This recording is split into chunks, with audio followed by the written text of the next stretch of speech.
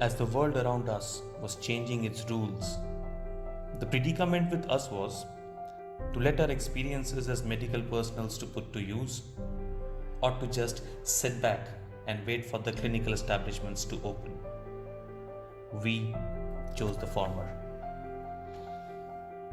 The government schools, which are usually abuzz with activities, were now being converted into shelter homes, and we started our journey to join hands with the authorities, both medical and administrative, to help make Panchkula the perfect host for the shelter home inmates. In the coming days, we set about doing medical checkups for the inmates, counselings of the inmates.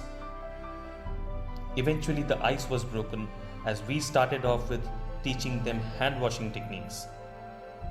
The yoga sessions too went underway. The cravings of tobacco had to be brought down with tobacco cessation talks, and we honed our bhangra skills also. And a few of them surprised us. Some of us tried hard to match them. We had sought out to give them the hope, but hope was what they gave to us. They showed us that if camaraderie and acquaintances can be made now, in these times, and social distancing brought us closer, COVID-19 does not stand much chance to defeat us. And we will do anything it takes to stand between it and our countrymen.